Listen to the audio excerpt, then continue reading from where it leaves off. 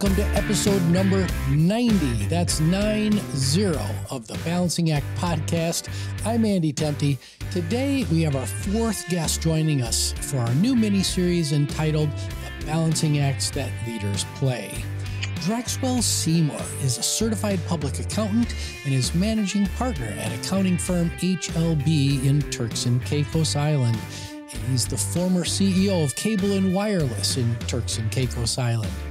Drexwell is also a published author. His book is entitled Rise Up and Take Your Position. As a reminder, in this series, we'll have conversations with leaders from varying backgrounds and talk candidly about the balancing acts they've encountered during their careers and how they've navigated them. Welcome to the show, Drexwell. Well, thank you, Andrew. It's a pleasure to be here. Thank you very much for the opportunity. I'm really looking forward to diving in at the topic at hand. But as we always do on the show, before we get started, please tell our listeners your story. Sure. Well, I'm a certified public accountant. I got my degree many years ago, and I think 1989. I got my first degree, my bachelor's degree in accounting, and then I got my MBA in finance in December 1990. And I got that through a very generous donation from a tourist to the Turks and Caicos Islands, the Drake family. I'm grateful for them because if I didn't have that opportunity, I probably wouldn't have never gone to college because my family couldn't afford to send me to college. I'm grateful for that. And then, of course, I am now the managing partner for my own accounting firm called HLB. But in the meantime, I also find my pleasure and passion in writing. So I wrote a book called Rise Up and Take Your Position. And I also write weekly columns in the newspapers as well as on the social media. And I have a YouTube channel. And I also do the host of a financial speaking show on the local radio station in Turks and Caicos. And of course, I have a family. My wife is Joanna, and we have 5 children, 4 boys and 1 girl. That's thank you for sharing your story. Drexwell and I were talking before the show, and as a finance and accounting professional, we're both from that world. I love to amplify the voices of finance and accounting professionals, specifically because they just don't seem to be heard as often as they should. Drexwell, if you had to pick one event from your life that just put rocket boosters under your career, what would that be? I think when I became the CEO for Cable and Wireless, I think that's a major event for me. And it was a major event for the Turks and Caicos Islands because I was also the first local to assume that position. The Cable and Wireless was a company that was a monopoly in telecommunications industry. And the year I became the CEO, the market became liberalized. So I'll say that would be the one event, becoming the CEO of Cable and Wireless. Well, congratulations on being the first. That's really exciting. If you had to choose the most important balancing act that accounting and finance leaders play, we're gonna focus in today on accounting and finance. What would that balancing act be? I think to me I think the professionalism in dealing with finding that balance between your clients. For example, here in Turks and Caicos, where most people know everybody. So to me, to separate the business from the personal aspect of it, I think that would be, for me, will be the balancing act. And as an accountant, we have ethicals and professional standards to abide by. And I think that would be for me, separating the professionalism from the personal aspect of the business. That's a really great answer because yes, you live in a very close-knit community where everybody knows each other for sure. But those close-knit communities get established within businesses, around businesses, all over the world, and this separation of, but also joining up of the human aspect of our lives, maintaining friendships, but at the same time being professional in your work, especially as individuals come together in the workplace.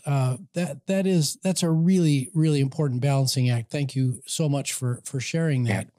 Now, yes, as a senior accounting and finance executive, what's the most important balancing act that you've played that's had a direct impact on your success as a leader?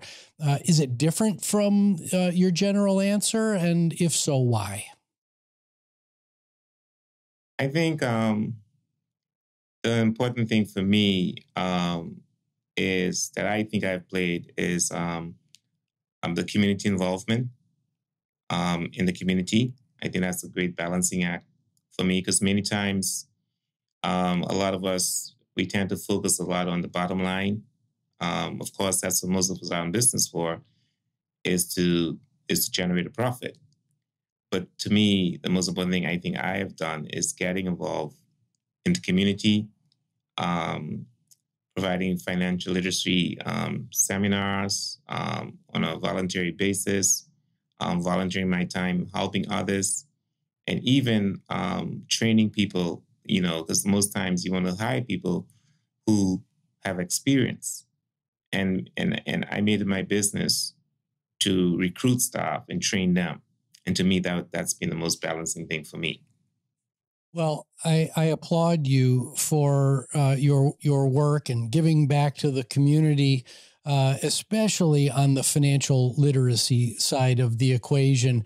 I think as accounting and finance professionals, we have an obligation to give back, and whether that's getting involved with things like the Boys and Girls Club, those organizations like that.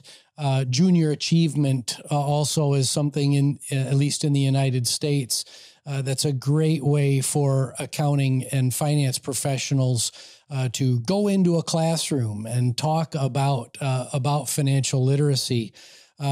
What specifically have you done? What are the kinds of things that you do to promote financial literacy in Turks and Caicos? Well, I host a show every week called Financially Speaking. It's been in operation now for 7 years.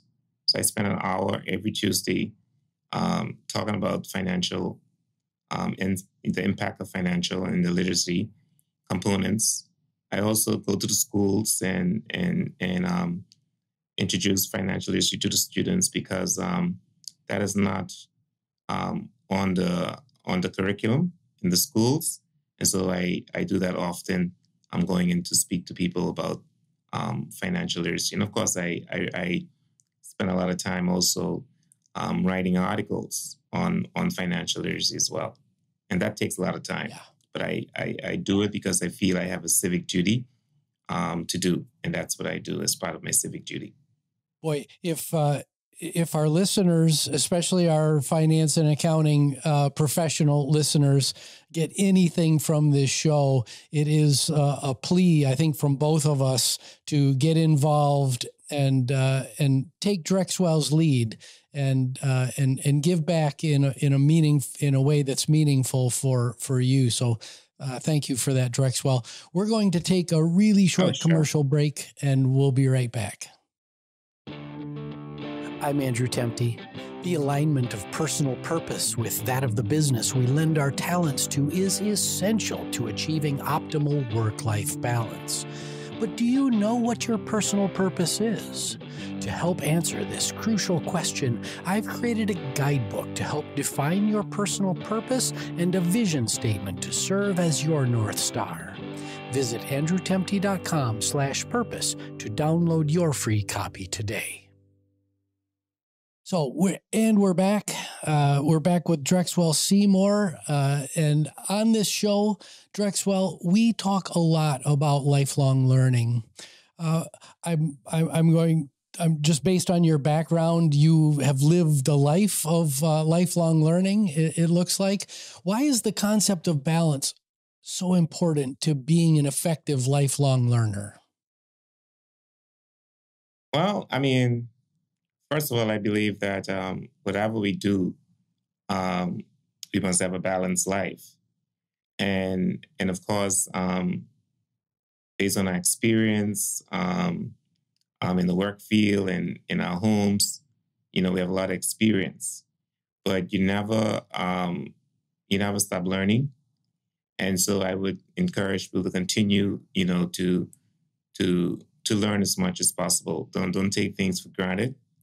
It's important to be up to date in your field, not only in your field, but in general, you need to be up to date with what's happening in the world. And so you must have that balance act of that lifelong learning, because you don't want to be out of touch. You don't want to be out of touch with your clients. You don't want to be out of touch with the industry. You don't want to be out of touch with the standards. So you need to have that balance. And in fact, life must be a balance. I mean, too much of one thing is not good. So you need to have a balance. Yeah. How do you? So many of us get caught in ruts. We take what we've learned and we leverage it for long periods of time, and then maybe we engage in some learning activity. How do you push yourself, Drexwell Seymour? How do you push yourself to get out of those ruts and keep moving forward and always learning? What's your secret?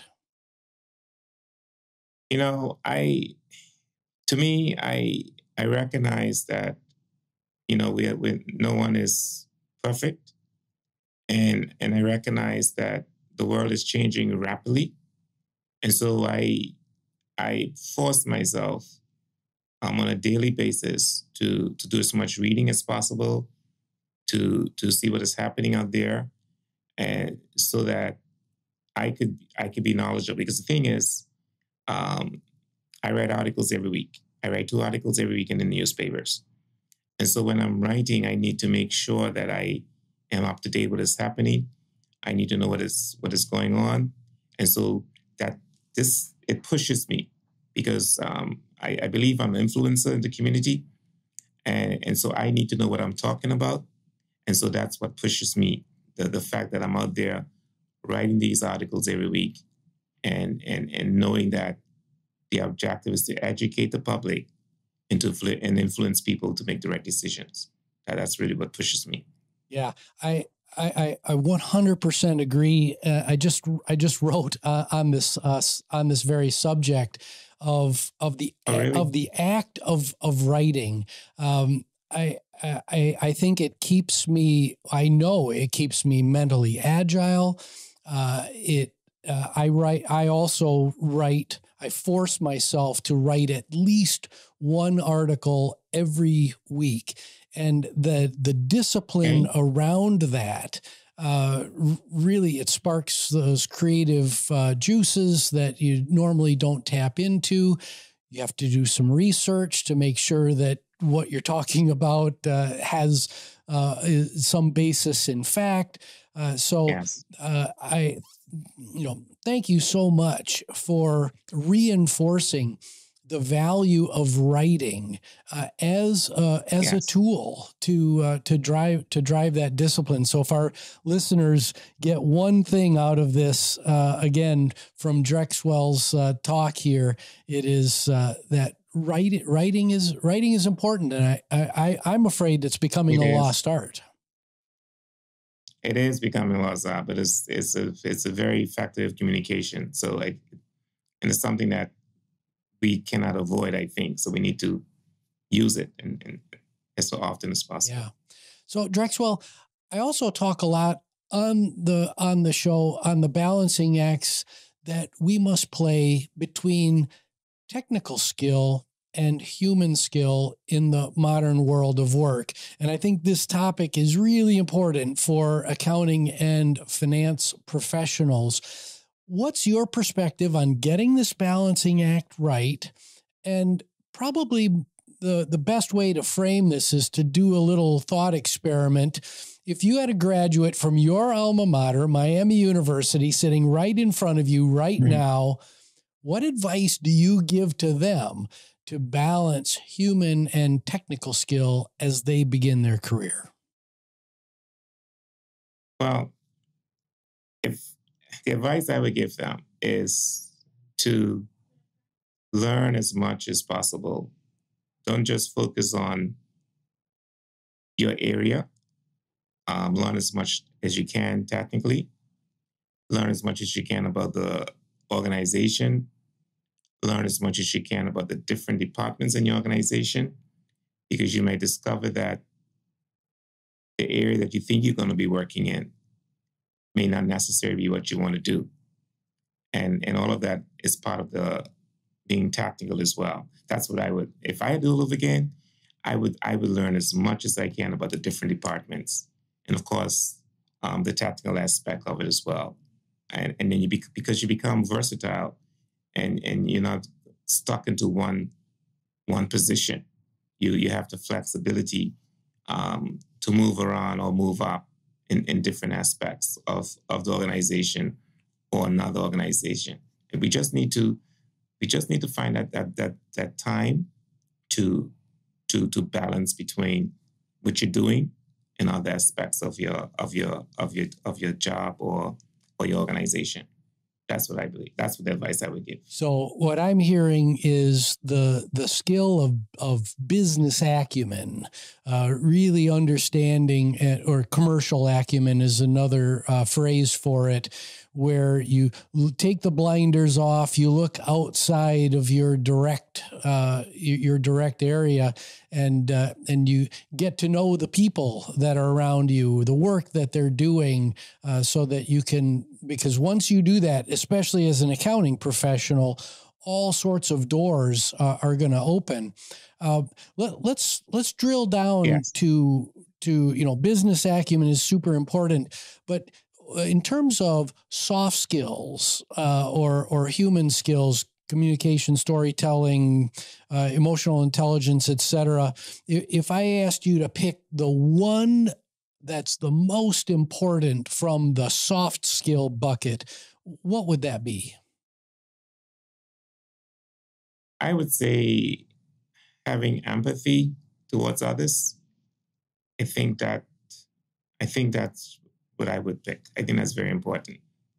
Thing is, sometimes we take people for granted, and even if someone is not performing, we think they don't know what they're doing, and sometimes it's a misunderstanding, miscommunication, and I would say empathy towards others.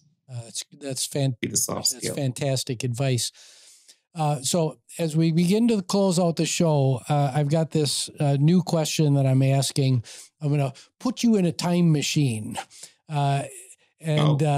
If you could send a message to an earlier version of yourself, what would that message be? And what previous version of yourself would you choose to send it to? The message would be to be bold and be courageous. Stop being afraid. For too long, I live a lot of my life, most of my life being afraid. And so that message would be bold. Take the risk. And how long ago in the arc of your life would you send that message to? What era of your life? Probably, I'm 53 now, so I would say about maybe 30 years. Yeah. So your early 20s. Yes. Yes.